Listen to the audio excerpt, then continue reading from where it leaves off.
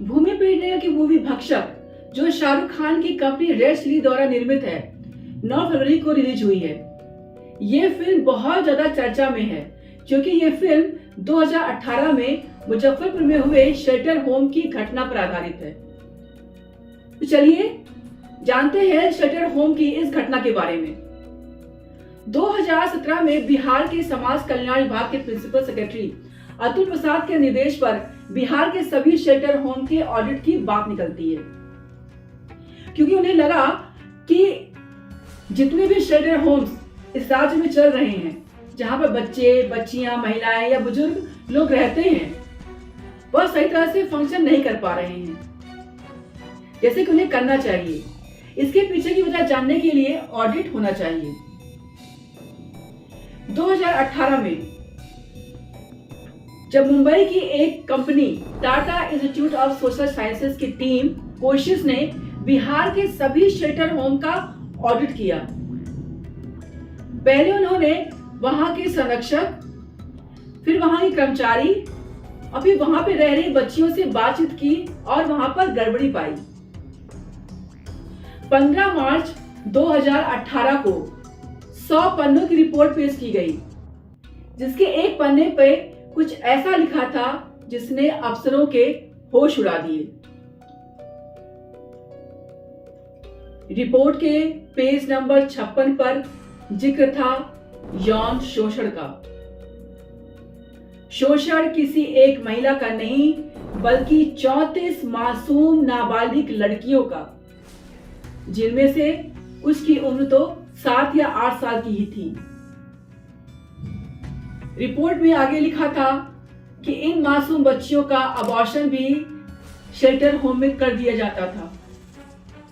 जब एक लड़की ने इस जुल्म के खिलाफ आवाज उठाई तो उस मासूम की आवाज को हमेशा के लिए शांत कर दिया गया। इस घटना से जुड़े हुए लोग समाज को कलंकित कर रहे हैं, जबकि समाज में अच्छे लोग भी हैं, पर ये चंद लोग इस समाज को गंदा कर रहे हैं, इस पर दाग लगा देते हैं। क्योंकि कहा जाता है ना कि एक मछली पूरे तालाब को गंदा कर देती है। चलिए चलते हैं और जानते हैं कि आगे क्या हुआ। रिपोर्ट आने के बाद 26 मई को बिहार सरकार ने इस केस को जिला प्रशासन को सौंप दिया। फिर बाल संरक्षण के सहायक निदेशक देवेश वर्मा की शिकायत पर 31 मई को महिला थाना में इसके संरक्षक ब्रजेश ठाकुर और उसके साथियों के खिलाफ केस दर्ज किया गया। केस दर्ज होने के बाद इसकी सूचना समाज कल्याण निदेशक दिलीप कुमार को भी दे दी गई। समाज कल्याण विभाग के हस्तक्षेप के बाद 84 में से 44 लड़कियों को दूसरे बालिका गृह में सुरक्षित भेज दिया गया। ब्रजेश ठाकुर और उनके साथियों और साथ ही 8 महिलाओं को थाने बुलाकर पूछताछ की गई। 2 जून को टीम एसपी हरप्रीत कौर ने बालिका गृह का निरीक्षण कर वहां पर ताला लगा दिया। 3 जून को बालिका गृह के संरक्षक ब्रजेश ठाकुर और उनके साथ 8 महिलाएं शाइस्ता प्रवीण, किरण कुमारी, चंदा कुमारी, मंजू देवी, हेमा मसीह, इंदु कुमारी, मीनू देवी और नेहा को भी गिरफ्तार कर लिया गया। महिला आयोग की अध्यक्ष दिलबरी मिश्रा ने बालिका गृह का निरीक्षण किया और बोला कि वहां की स्थिति तो जेल से भी बदतर है। दूसरी जगह भेजी गई 44 लड़कियों से जब बातचीत की गई तो सारी बातें और अच्छे से खुलकर सामने आ गई। बच्चियों ने बताया कि वहां पर उन्हें पॉर्न वीडियो दिखाए जाते थे, फिर नशे की दवा देकर सुला दिया जाता था और फिर बगीचे में ले जाकर उनका रेप किया जाता था।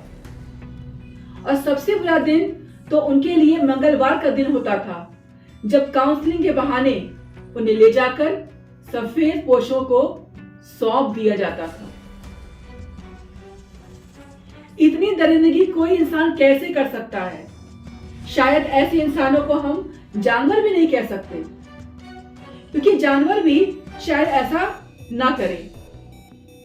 ये इंसान के शरीर में शैतान की आत्मा लिए घूमते हैं, जो ऊपर से तो बहुत शरीफ बनते हैं पर शरीफ होते नहीं हैं। ब्रिजेश ठाकुर तो अपने कर्मों के लिए फरवरी 2020 से आजीवन कारावास की सजा काट रहा है। लेकिन क्या समाज में ऐसी घिनौनी हरकतें महिलाओं के साथ, बच्चों के साथ होती रहेंगी? अफसोस तो यह होता है कि इस दरिंदगी में महिलाएं भी शामिल हैं, वो भी उनका साथ देती हैं। मैं बोलना चाहती हूँ उन लड़कियों से जो चुपचाप बैठकर जुर्म को सहती हैं। आप बताइए, अगर बालिका गृह की लड़कियां भी चुप बैठी होती, कुछ नहीं बताती, कोर्ट में गवाही नहीं देती, तो कभी भी इन दरिंदों को सजा नहीं मिलती। या उन लड़कियों की हिम्मत और बहादुरी का नतीजा है। लड़कियों ने रोने की बजाय पढ़ाई की और अच्छे मुकाम हासिल किए, अपने दम पर पैसे कमा रही हैं और अपना जीवन अच्छे से निडरता पूर्वक जी रही हैं।